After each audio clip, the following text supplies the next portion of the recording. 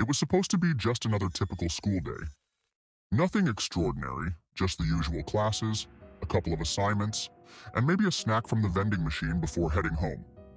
I had stayed late at school to finish some last-minute work, thinking I could catch up on my studies. The rest of the students had left hours ago, but I didn't even notice the time. I was so wrapped up in my assignments that I kept pushing through without looking at the clock. By the time I finally packed up my things, the school was eerily quiet. The only sound was the faint hum of the fluorescent lights above me. I glanced at my phone. 9:15 p.m. That was when the first weird feeling struck me. My stomach twisted painfully. It felt like the kind of pain you get when you're stressed, but this was sharper, more sudden.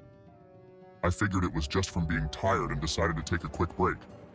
I needed the nearest restroom, so I headed down the dim, empty hallway, making my way toward the old bathroom on the ground floor. They called it the old bathroom because it hadn't been renovated in years. The walls were faded, cracked tiles, and the flickering lights never really worked right. Rumors floated around the school about the bathroom being haunted. I always dismissed them, telling myself it was just kids' stories to scare each other. The pain in my stomach didn't seem to subside as I entered the bathroom. The smell of old, damp stone mixed with disinfectant hit me immediately. I stumbled into the first stall, hoping to get some relief. The dull, flickering lights above gave off just enough illumination to make the bathroom feel more like a cave. It was cold. The kind of cold that you only feel in abandoned places.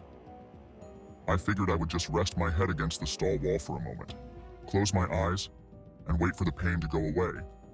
But as soon as I leaned against the wall, exhaustion overwhelmed me. It was as if the day's tiredness just hit me all at once.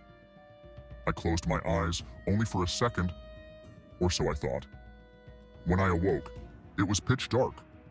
My eyes shot open, and I immediately realized something was wrong. My watch told me it was past midnight, 12:15 a.m. The whole school had gone completely silent.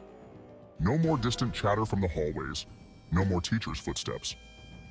The building felt abandoned, and the eerie silence made everything feel wrong.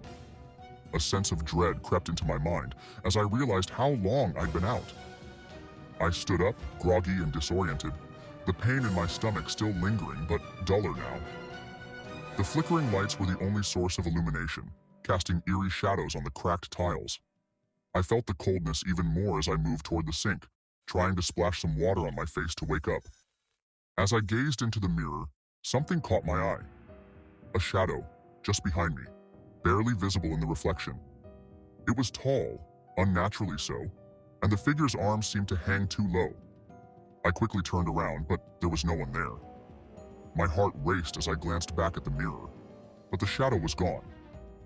I told myself it was my mind playing tricks on me. I hadn't slept properly in days, and the stress had probably made me hallucinate, but the feeling didn't go away. I decided to leave the bathroom and get out of there, but as I made my way toward the door, I heard the softest sound, the faintest echo of footsteps coming from the hallway.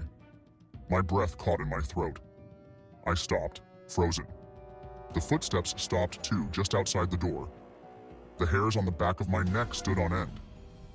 I tried to convince myself it was just a janitor or someone coming back for something, but deep down, I knew something wasn't right. I slowly reached for the door, every muscle in my body tense. But as I grasped the handle, I saw it. The shadow. It stretched across the floor as if it were creeping toward me. It was long and dark, moving slowly as if it had all the time in the world. I backed away into one of the stalls, my heart pounding.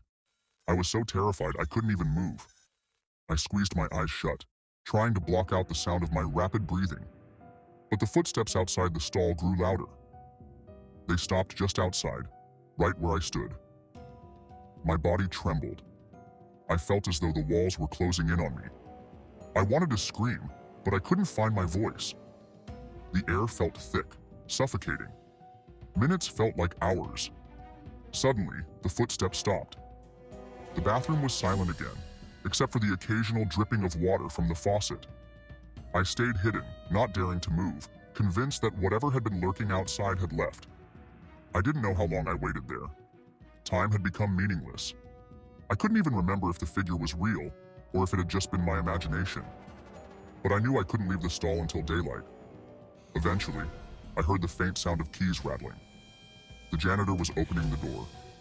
I stumbled out of the stall, my legs unsteady, my mind still racing. As I ran